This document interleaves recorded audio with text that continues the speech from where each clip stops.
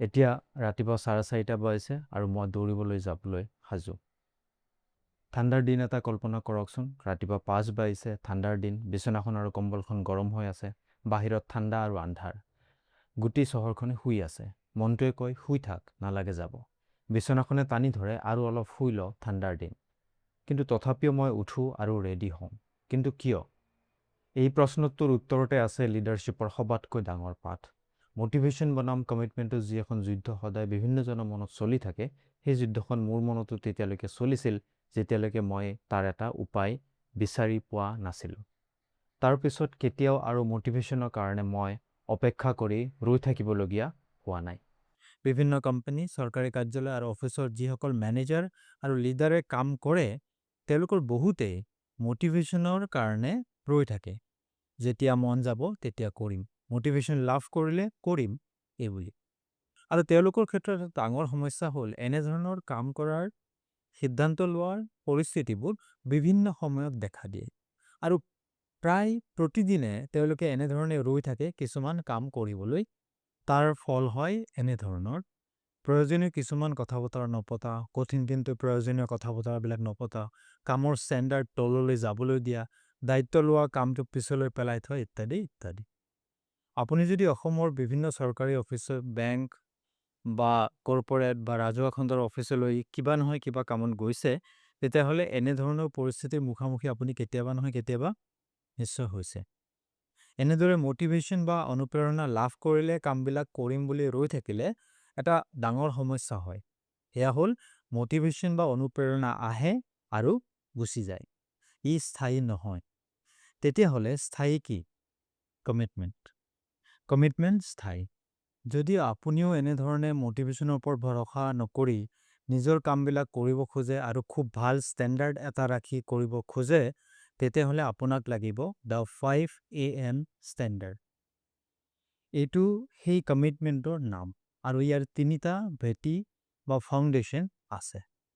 Commitment 1, সিদ্ধান্ত আগতেই লওক। মই এটা উদাহৰণ দিছোঁ। মই শুবলৈ যোৱাৰ আগতেই পিছদিনা ৰাতিপুৱা পিন্ধিবলগীয়া মোৰ ৰানিং শ্বু আৰু দৌৰতে পিন্ধা কাপোৰ আগতে উলিয়াই ৰেডি কৰি থওঁ। আৰু আগদিনা ৰাতিতে মই ৰেডি কৰি থৈ দিওঁ, যিটো বেগত মই মোৰ প্ৰয়োজনীয় বস্তুখিনি লৈ যাওঁ সেইটোত। তাৰমানে দৌৰাৰ সিদ্ধান্তটো মোৰ আগদিনাই ৰাতিয়ে লোৱা থাকে। শুই উঠি কোনো ধৰণৰ সিদ্ধান্ত ল'বলৈ আৰু বাকী নাথাকে। ৰাতিপুৱা যেতিয়া 5টা বা তাৰ আগতে উঠোঁ, তেতিয়া দৌৰিবলৈ যোৱা কামটো কৰিব লাগে, তেতিয়া সিদ্ধান্ত ল'বলৈ মোৰ আৰু একো বাকী নাথাকে। আৰু এই উপায়টো যিকোনো মেনেজাৰ বা লিডাৰৰ কামত আহে। যি মেনেজাৰ বা লিডাৰ নহয় তেওঁৰ কামত আহে।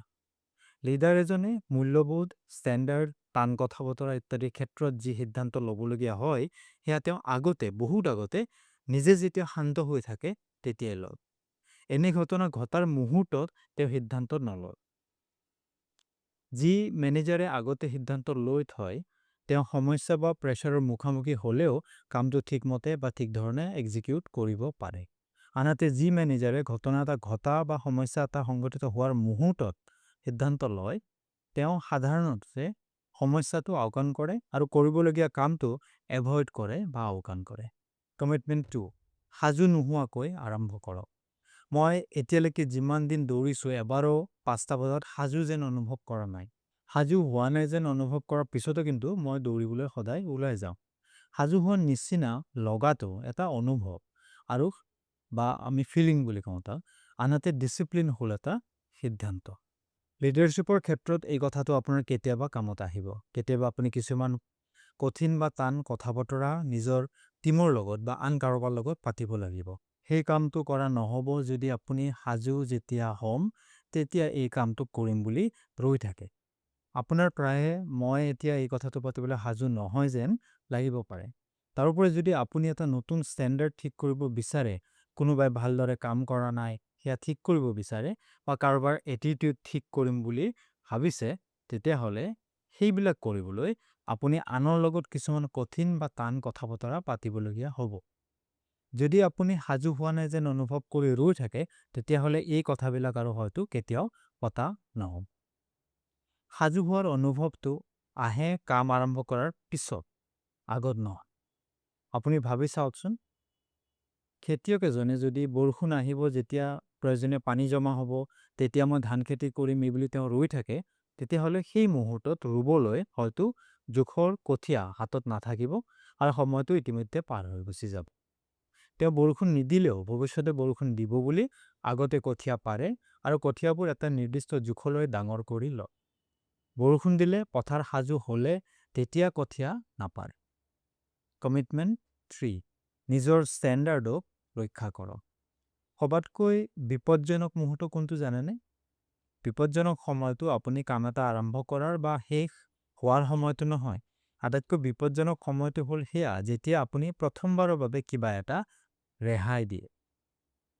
এবাৰ যদি আপুনি এনে এক্সেপশ্যন এটা মানি লয়, কিবা এটা কথা যদি ৰেহাই দিয়ে, তাৰ পিছত আন কিবা এটা ৰেহাই দিবলগীয়া পৰিস্থিতিৰ সৃষ্টি হ'বই। লাহে ধীৰে নিজৰ ষ্টেণ্ডাৰ্ডটোৰ ক্ষেত্ৰতো আপুনি অকণমান ৰেহাই দিবলৈ আৰম্ভ কৰিব। তেতিয়াহ'লে এনে এক্সেপশ্যনৰে আপোনাৰ কাম কৰা ধৰণ ভৰি পৰিব। এজন মেনেজাৰ বা লিডাৰ হিচাপে যদি আপুনি কিবা এটা দেখিও নেদেখা ভাওজোৰে বা যিটো ষ্টেণ্ডাৰ্ড ঠিক কৰি লৈছিল ৰাখিম বুলি মানি লৈছিল, তাতকৈ যদি তললৈ যাবলৈ দিয়ে, তেতিয়াহ'লে লাহে লাহে ই আপোনাৰ নতুন ষ্টেণ্ডাৰ্ডত পৰিণত হ'ব আৰু আপোনাৰ মূল্যবোধ আৰু কামৰ ষ্টেণ্ডাৰ্ড সকলো তললৈ যাব। ষ্টেণ্ডাৰ্ড মানে ছাজেশ্যন নহয়, এক নিৰ্দিষ্ট মানি চলিবলগীয়া কিছুমান সীমা যিটো নাথাকিলে আপুনি একো ভাল কাম কৰিব নোৱাৰিব আৰু এই ষ্টেণ্ডাৰ্ডক আপুনি সকলো সময়তে ৰক্ষা কৰিব লাগিব। এনেকুৱা কৰা মানে অযথা টান বা কঠিন হোৱা নহয়, নিজৰ বিষয়ে ক্লিয়াৰ হোৱাটো হয়। এটা সৰু কাহিনী শুনক। এগৰাকী মহিলা মেনেজাৰ যাৰ লগত মই কাম কৰিছিল, যি সঁচাকৈ শ্বাৰ্প কিন্তু সম্পূৰ্ণৰূপে হতাশ। তেওঁৰ কথা শুনক। তেওঁৰ নাম বা অৰ্গেনাইজেশ্যনৰ নাম আমাক নালাগে। তেওঁ মোক কৈছিল, মই জানো কি কৰিব লাগে, কিন্তু কনচিষ্টেণ্টলি সেয়া কৰিব নোৱাৰোঁ। মই তেওঁক সুধিলোঁ যে তুমি কেতিয়া সেই কথাবোৰ কৰিবলৈ সিদ্ধান্ত কেতিয়া লোৱা? তেওঁ ক'লে যে যেতিয়া সময়টো ঠিক যেন লাগে তেতিয়াই সিদ্ধান্ত লওঁ। তেওঁৰ লগত পতা কথা বতৰাৰ পৰা এইটো পিছলৈ স্পষ্ট হ'ল যে তেওঁ সদায় মটিভেশ্যন আহিব বুলি ৰৈ থাকে আৰু মটিভেশ্যন আহিলে কাম কৰিম বুলি ভাবে, কিন্তু কেতিয়াও সময়টো ঠিক যেন নালাগে, কাৰণ তেওঁ সদায় যি সিদ্ধান্ত লয় সেয়া লয় কাম কৰিবলগীয়া মুহূৰ্তটোতে। এই সিদ্ধান্ত দৰাচলতে কামটো কৰা হয়তো 3 সপ্তাহ বা 2 সপ্তাহ বা হয়তো এমাহ আগতে ল'বলগীয়া সিদ্ধান্ত।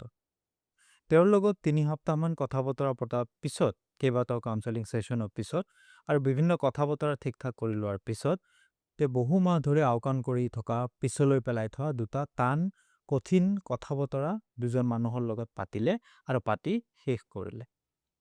তেওঁ কৈছিল, মই সিদ্ধান্ত লৈ লৈছিলোঁ যে এইটো মোৰ ষ্টেণ্ডাৰ্ড আৰু তাৰ পিছত সেয়া মই কৰিব পাৰিম। এইটোৱে হৈছে 5 AM ষ্টেণ্ডাৰ্ড।